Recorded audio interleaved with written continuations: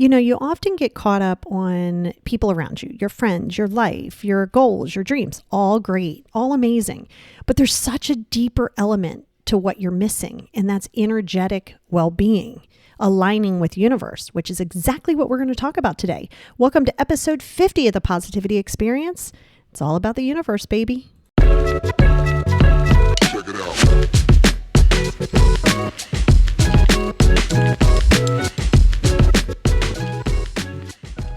Hey everybody, and welcome back to episode 50. That's right, 50. Wow, it's been almost a full year of me doing this podcast, and I've been so excited and thankful to every single solitary one of you. And I mean all of you from all over the world. And, like Maddie Ferris, I appreciate you so much. Marlene, look, mahalo. I think that's how you say hello, right? I don't know. I'll have to ask you that next time. And, so many other people, by the way, like so many other people that reach out to me on all of my platforms and talk about how they enjoy listening to this. And again, and I will say this just about every time we speak, is I love doing this because it's a passion for me. And the fact that you spend time to hear it is amazing to me. And it's not just the few people that I mentioned, but it's all of you. And I'm hoping that in the next year, right, with this new year coming upon us, which is somewhat fake time, which we'll talk about anyway today. But, it is something here as humans, we do sort of operate on like, oh, okay, we're going to have new beginnings, or again, we're going to talk a little deeper on that. But I want to be able to, do more of these and maybe offer you more podcasts, per week, or maybe longer ones. So I'm playing with a few things, but just wanted to tell you guys a huge thank you. And I'm actually recording this on Saturday, so you'll get this on Sunday. And I'm doing it on the full moon, the day of the full moon. And I figured, you know what, since this is a huge part of what I do, and maybe a lot of you don't know that, I know most of you do, but if you don't know the deeper rooted issue as to who I am, and my human traumas, right? Stuff with my dad, all of those things. But do you know about all of the other things that I do that has kind of kept me afloat, that really keeps me grounded? Probably not. So that's what we're going to talk about today. So let's jump into it. So I just told you about this being the full moon. So this is the cold full moon, otherwise known as the long night moon, because even though, we're like 3 days away from the shortest day of the year, it's the last full moon of 2021. And in that full moon, it's called the micro moon. So you've heard of the super moon where it looks super duper big. And don't let your eyes dictate that what's close and what's far, because it's sometimes that's like an illusion. So it's the micro moon, which is like opposite of a super moon, doesn't make it any less beneficial. And it's the longest night in the full moon, year, right? So that's the whole idea. And when you are dealing with full moon energy, right, that's where you deal with letting go of things, putting out your crystals, getting balanced, allowing yourself to sit in a space. So let me talk to you a little bit about that. So when I was little, right, you already know a lot of the traumas. And what's really interesting too, and we'll talk about the anxiety piece of this when you are intuitive and all of that, because it's almost like it's the Achilles heel that comes with it. So when I was little, and I think you might have remembered me telling you this, but it'll definitely be in the book too, is when I was 4, that's when I was laying on the couch and I was looking at my hand and trying to remember what it was like before I was in this life. I was 4, right? So it's not like you had 24-hour news coverage. You didn't have social media. Like you had those 5, 7, 9, and 12 channels, and they went off at 1 o'clock, 2 o'clock in the morning. So it's not like I was influenced by anything. So this is where I started, talking to people who some of you may not be able to see. Dead people, ancestors. So of course, this is where you might have seen, if you ever seen the movie Drop Dead Fred, which is great. If you haven't watched it, it's great. It's got Phoebe Cates in it. And you might have heard people say, oh, this is my imaginary friend. Oh, can you set a place for my imaginary friend? Can you do this with my imaginary friend? And parents are like, or, adults are like, oh, that's so cute. Yeah.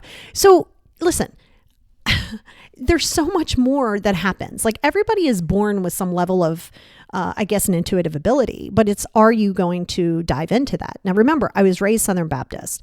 Now, that being said, I get it on both sides of my family. Both sides of my family have, which is, I guess energy, whatever you want to call it in that moment, we both have that, like on both sides of my family. Definitely for sure, deep, deep, deep on my dad's side, with the Croatian and the Mediterranean type feel and vibe. And my sister Dee, who passed, she was sort of like my mentor, right? Because she's 23 years older than me. So when I would see people, and the first time I remember seeing like somebody outside of the house was in like kindergarten, first grade, and we were out on the playground, and I saw this old guy there, and I was like, oh, who's this old guy? And the person's like, what? Like, what are you talking about? I was like, the old man standing right there. And I described them. And it's like, no, that sounds like my grandfather, but he's like dead, And I was like, okay, well, I mean, he's standing here. I'll not tell you. And so you have to remember, I was going through all that trauma at home too. So I go like a normal person, be like, so, hey guys, like I'm seeing people, what's up? And immediately, and I think because mom was so panicked because she was born in Tennessee, that, the Bible Belt. And so she was panicked because she had it too, but she tried to ignore it. She tried to push it away because the reality is this, especially when you have the intuitive ability at a younger age. I think this is how the universe sort of weeds out who's going to do it. Like, this is my take on it. The universe sort of weeds out who's going to do this more professionally or dive into it versus not, because you're not going to typically get all of the joyful, beautiful things first. You're usually going to get all the trauma things first. You're going to see all these negative things. You're going to know these things are coming. And then when you start to panic and be like, oh my God, I can't do this, then that's when you just sort of block it, for a lack of a better term, but it still creates anxieties, right? So, I was told, oh my gosh, no, this is why. So then I was in church Sundays, sometimes Mondays, but Wednesdays was fellowship, Fridays was usually youth night, and Sunday. So there was a lot of like, oh my gosh, absolutely not. And plus, remember, I grew up when you had to be dressed down to the nines on Sunday, because if not, you were somewhat judged. I just don't vibe with like that type of a feeling. I'm not into organized religion like that. Just not. If you are, that's fine. Just for me, I was raised that way, and it's just not my jam, because energetically, and this is where, we'll talk later on about how I became, like me being a shaman and me doing energy work, and years and years and years before I was doing like life coaching and therapeutic practices, I've been doing the energy work, the medium work, I don't like the whole psychic word personally, because when I was growing up, that was Dionne Warwick had this thing called the psychic hotline, and then Miss Cleo was there, and she'd be like, call me now. And I don't know, it came out like there was like a bunch of scamming. And so I don't know, I just don't like the word psychic for me, because it just seems very like in a box, and I'm definitely not in a box, because that's why I do my whole life coaching practices. And which leads me into the next thing, and then I'll go back, is you can go to as much therapy, life coaching, and all of the things that's going to get you about 70% great, because that's good for your human stuff, your human traumas, your human issues, your human stresses. That's that's why I do that job. But realistically, the strongest part of your healing is going to be staying in the present space and aligning with the manifestations and the universe. So the universe itself is so freaking powerful, but it doesn't care what you feel, right? So let me give you an example of that, or let me tell you a little story on it. So think about, how many times have you been like, oh, I want a relationship, or I want a new job, or I need, or I want, or I have to have, and you find yourself sitting in desperate energy. That energy is blocking you. And how did I find that out? So luckily my sister, right, Dee, the one who passed, Dee, even though she knew my mom was like not a fan, and she was trying to, I don't know, church me out of it. I'm not sure what was happening, but whatever it was, my sister was not down for it, because she had it all her life as well, right? Told you it's in the family. And so she really worked with me. Like, we did Ouija together. We did different tarots together. She really taught me, because she had been into black magic, right? Which is the not so great magic. She had been into that before I was born, like in her early 20s. And, which actually kind of helped me in the long run, because I've done a lot of demonology work. Like if something really super negative is there, or really heavy, or if you've heard people say we had these people come in to do a cleansing, very often that's me, right? I just don't get freaked out by things like that. I don't. I guess I'm just in alignment with it. I'm not saying I'm perfect. I'm not saying I can't be touched, right? So don't mistake me saying I'm not scared of it as arrogant. I'm not scared of it because I really sit in a positive energy, right? And it's taken me years to get here. I'm 50. And so my sister really helped me understand it more and kind of like behind closed doors, so to speak, like really got me into understanding it and aligning with what, the universe is. And, don't just believe everything you read in the Bible and different things like that. And I was like, okay, now what she was talking about and parts of what I learned in the Southern Baptist, which I still take some of that with me, by the way. I just don't like the organized situation of it. I'm not into the whole tithing for the church. And to me, it's just not my jam, right? Like I said, if it is for you, I'm glad, because as long as you have something to believe in, or someone or something higher to believe in, that's amazing. That's beautiful. I love it and I'm here for it. So, but for me, I really like the Buddhist type lifestyle. So my sister, when she got out of black magic, got into Buddhism. And so she started doing Tibetan Buddhism where, I'm not, it's a whole mantra. I was going to do it, but it's more of my private practice. But so that and paganism, a little bit of that too, a little bit of witchcraft. And don't watch TV, please, and think, oh my God, it's pentagram. It's evil. Listen, anything can be evil, right? So it's all about the shape of how the pentagram is. And listen, but stop looking at things on TV and automatically thinking that these things are evil. So over a period of time and going through all my traumas, that was where I struggled the most, right? Because I had anxiety all my life, is struggling with the human world, which is where we are here, which I've been here multiple times. Most of us have. And so I do a lot of past life regression for people. And, you try to get it right so you don't have to keep coming fucking back, right? And so sitting in the space of energy was always one big challenge that I had over multiple years, because you get caught up in the human world, right? Because there's certain things, unfortunately, we're in this world where you can't just like go live your best life. Like, got to make money, you got to pay taxes, you got to go to the doctors, you have these human obligations, right? You have these human obligations, which is why when I tell you guys and I talk to you guys about not people pleasing and all that stuff, if you realized how unimportant it really is, and on a big scale, and I'm talking global, I'm talking universal energy scale, you would not give a shit what somebody thought about you. It's such a minute, unnecessary stress that you put upon yourself, worrying about other people's opinions, when you get so focused on that you're not even sitting with the universe to align with it. So you get caught up in this human world. Been there, and I have to do a daily practice, not once a week. I just told you daily, and sometimes multiple times daily, to remind myself to stay balanced and grounded, right? So that's what actually helped me, is when I shifted from that human mindset. Now, this is over a period of time. So don't think you can just go flip some tarot, go get a reading, and bam, suddenly you're the most spiritual being on the world, in the planet. No, you're not. And that's the whole thing. So when I tell you it's work, it's work. And in order to align with the universe, you have to be vulnerable. Got to be vulnerable. Got to let go of control. Drop your fucking ego. Drop it. Drop that ego. Drop it now. Because the reality is this, again, that's that. And you don't know it right now because you're not as a connected spiritual being as you want to be at this point. But when you get there, no human will tear you down, because you'll be like, oh, okay. Like, you'll kind of see it for what it is. And again, you still have to participate as a human being, right? You still have to, interact with humans. You still have to pay your bills. You still have things and responsibilities here. Don't get so caught up in this human sort of world for a hot minute. You're only here for a hot minute, right? But you want to make sure that you're energetically grounded.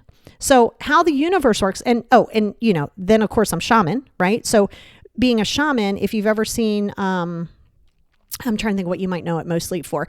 Peruvian culture, ayahuasca, you might have heard that. Native American culture, you've probably definitely seen that, where people are using different kind of sages and other different holy smokes and, helping people, doing egg washes, doing crystal gritting. There's a lot of things that happen, right? So when I was in Sedona with Ellen, my friend Ellen, in Siena, not this past August, the August before, right? Yes, 19.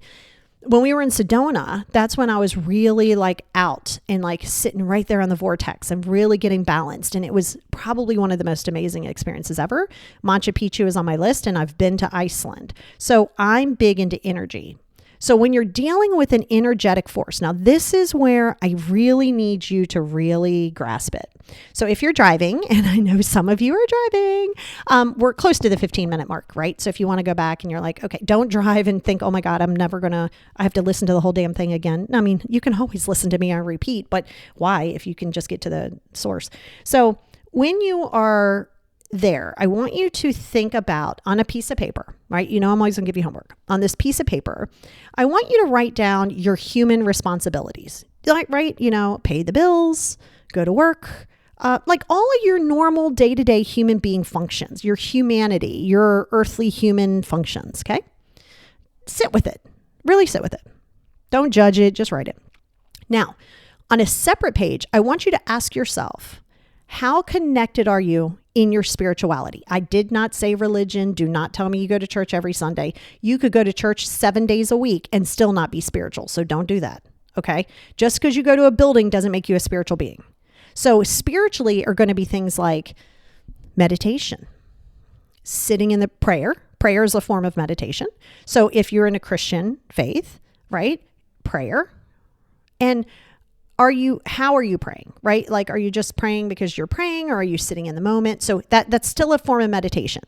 Meditation, getting grounded, connecting with the outside elements, connecting with nature. By the way, that's free. I don't care if you live in, the desert. I don't care if you live in a city. I don't care where you live. You can go outside. There's patches of grass somewhere. And if there's not grass, go in the sand, go in the dirt, go in the desert. Barefooted. Stand there and feel the earth. Stop thinking about these human things. These are the things I have to do today. Okay, stop. Because a spiritual being is different than being a human being, right? Because you're a spiritual being having a human experience. That's just how it is, right? So ask yourself on this piece of paper, what am I doing spiritually? Because I'm going to tell you, I like to open my circle. That's more of like a pagan thing, but yeah, so you don't have to do that. But like opening my circle, greeting the elements, the winds of the east, west, south, north, there's different things like that, the guardians, but that's more of a shaman thing. But you don't have to do that. But for me, it's cleansing myself. It's staying bubbled and grounded. So as an empath and as somebody who teaches other empaths, you can't be a blocked empath. Like you can't block people's energy when you're trying to do it from the human brain. You got to do it from the spiritual setting. And the only way to get super connected with your higher power and spiritually, again, not religiously, spiritually, you have to practice a spiritual practice every freaking day. And if that's not important to you or you say it is, then execute it. Don't give me the shit about not having enough time. You got to make the time if you want to find the balance. Because people say all the time, how do you not let things bother you? Because that's human stuff. If it's relevant, if I was a dick or something, I'm going to apologize and do what I need to do. But I'm not softening myself for anybody. Do you think I care if somebody's like, oh my God, you can't really see dead people? Okay, well, you haven't been in my life. I mean, hell, when I was younger, right?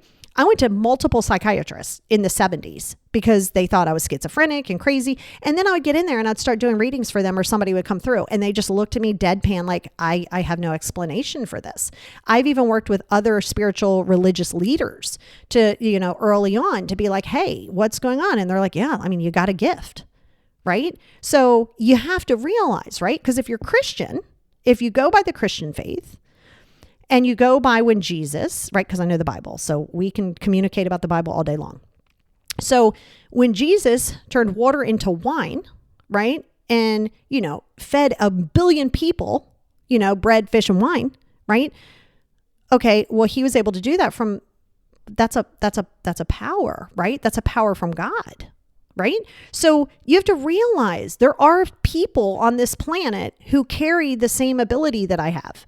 That just, I really love it and I execute it and it's all part of my practices. So like if you book a session with me, right? And we're going to talk about your life stuff, that's relevant. And it's not on your time. You don't get to go, well, we've been working together for 2 years. And I mean, when are we going to get it? Because you don't just say, I'm going to get to the finish line of a race. You got to crawl, then you got to walk, then fall down, then you got to jog a little bit and fall down, walk again, rest. So you have to integrate. But when you can get through the human stuff, you can start absorbing more of the spiritual stuff. So when you can get through the reactions, somebody comes to you kind of sideways and then you're all reactionary and Yeah, don't do that. Right? So when I'm talking to you, whether it be on TikTok, here, YouTube, in person, in a session, when I'm talking to you, I'm not just talking to you from some human education. Yeah, that's great. Listen, you can't educate yourself to see dead people. Okay. I mean, yeah, sure. You could get more connected. Absolutely. You can get more connected. This has just been something that I was nurtured by my sister and then later on my mom, right? And my dad, like later on when they were like, okay, well, there's nothing wrong with her. And, finally somebody told her it wasn't evil and, but you got to be careful of that because when I grew up in the 70s and 80s, because you talk about that and you take that one or two little chapter out of the Bible about false prophets and all this other stuff. And it's like, yeah. Okay. First of all, you're reading a book written by various people that was not even in the English language. And you're allowing yourself to look at it the way you're looking at it, right? It's different if somebody's like, hey man, I got some youthful drink this and it's going to gain 30 years in your life. Yeah. That's a false prophet. People who see dead people and have intuitive abilities, listen, it's a gift. You don't have to like it. And if you're not down with it, don't be down with it. But I'm telling you right now, it's a huge part of who I am. It's a 90% of my practice. Let's say 80, right? Because the reason that I went through the life coaching and all of that education and different psychological things and, all of those things, right? Is because I wanted to take what I knew spiritually and what I've learned for years, by the way, years, not 5 years, not decades of learning in the universe, taking that and then realize that people can't get there until they deal with all this human bullshit. So then I was like, well, I can't just leave them to some randoms who just, they don't know the spiritual side of it. And I'm not religion. When I say spiritual, don't get it twisted with religion. So the reality is, if you can't get through letting down your ego, letting down control, releasing things that no longer serve you, you cannot receive from the universe what is there for you. So you have to realize universal energy carries zero emotion. You could do 875 vision boards. Vision board, you could journal, you could have 1,000,000 crystals, you could try to meditate, you can do all that. Guess what? If you're still harboring ill will, if you're still being insecure with yourself, right? Which again, that's why you have the human practices of therapy, life coaching, various things. Don't try to do this on your own. It's ridiculous, right? Now, over a period of time, when you get the tools, then you can do more on your own. I personally am a solo practitioner. I'm associated with various covens, but I am a solo practitioner. So I do my own thing. Now, that said, I am part of a tribe in my shaman community. I'm part of the turtle tribe. So I do have other tribe members. Once a month, we have a meeting. We do prayer circle. We do this. These are things we do monthly. We've had meetups. We've done some pretty spectacular work.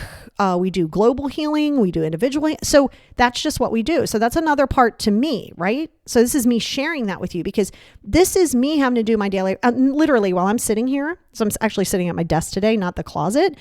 I'm looking at my 3 little crystal balls that, and I don't have to literally look into a crystal ball, but my wonderful friend Kay, who was over crocheting with me on Thursday, gave me that one time for my birthday or Christmas. I have a gajillion crystals all over the place, everywhere I am. I have my evil eyes, my Turkish third eye, my little evil eyes to ward that off. Because here's the deal. When you get so caught up in all of these other human beings' expectations and problems and all of these things, you are never going to receive what it is you're receiving, and you never do it from desperation. So I'll give you an example of that. So if you do your vision board, which by the way, I do recommend you doing a vision board. It's a good way to see what it is that you're looking for, but it's not just going to automatically be like, okay, I put it on my vision board. Where is this? No, you got to do the legwork. So you could meditate all day long. You could go barefooted. You could do all those things. But if you're not healing your other stuff, you're going to stay stuck. So in the universe and how this works, it aligns with what you align with, not what you want. So you could say you want a relationship. You want a better job. You want all these things. Okay, great. So what are you going to do to get it? And are you going to do it in an act of desperation? Do not manifest. That's right. I said do not. Apparently, I don't know where I'm from now. Do not manifest out of desperation. I want this. I'm driven to want this. I gotta have this. That's desperate. No. It is a feeling state. It's called a transference of energy. So let me explain. I want you right now, again, we're driving. If you're driving, we're at 25 minutes. So you can go from 15 to 25. I want you to think about a time. I don't care how minor, how big. Think about a time that was super happy for you. I'm not talking about externally, inside. I don't care if it was your favorite candy bar, your favorite ice cream. I want you to go with the feeling, not the action. Okay. Go from one time, anytime. Everybody has had one time in the world, even when they were really baby young, even as a crappy childhood, I had multiple things that I can remember, especially like with my dog Ringo. I had multiple times of feeling whole, even if it's just for a minute. So I want you to take that energy and feel that energy. Try to remember that feeling. Okay. That's the feeling of being in that present space. And that's how you manifest. So, and again, within reason, you don't be like, okay, cool. So I feel like I'm going to manifest $8 billion and I feel like I have it and I have my, my chef and okay, no. Don't worry about the outcome of this big house or the dollar sign in the bank or the man or woman or partner on your arm. Don't give it the direction. Yes, you want to have a guidance, but stop pigeonholing yourself, right? Just the feeling of peace and abundance. And then you can direct that into something on your vision board. And then you're going to introduce the micro goals, which I have a whole podcast on. And you're going to introduce those micro goals in order to get them, but you're going to sit in the feelings of already having it. The moment you give yourself doubt, the moment you give yourself fear, or first of all, it's a human reaction, but the moment you give into the fear and you sit in it and you allow it to keep you blocked, that's where you're going to live. And that's what the universe is going to send you. The universe cares zero at all that you don't want the negativity. The universe doesn't go, Beth doesn't want that negativity. Got you. All right. And, remember, just because you don't like somebody's response or somebody's actions doesn't mean that they're wrong for them. And when you stop focusing that energy on that and you start focusing more on you and aligning with what that higher power is, that's when you start to receive the abundance. You're making it a lot more difficult than it needs to be, right? Because that's who we are as human beings. You cannot control the universe. No, sir. You can't. You're trying to maneuver and get and hold and control in this human world. You gotta release that, baby. And you always say, how can I do it? Is the acceptability factor of realizing that the universe is there for you. There is a version of you that has everything you need. And there's a version, it exists. It's not like for every random person. Everybody has it. You gotta align with it and stop trying to rush the process. Don't be like, oh, I want to do more meditation. I want to be more spiritual. Okay, well, great. And we can start doing some of that. But until you start healing that wounded child, your shadowed self, and you start accepting things, you can't. Then you're just doing the motions. And then you're going, I don't understand. I think I'm manifesting wrong. You are. You're manifesting wrong if you're doing it from desperation, and you can't manifest anybody else's free will. That's a huge problem. Don't do that. Don't do that. Don't be like, I just want him to see me.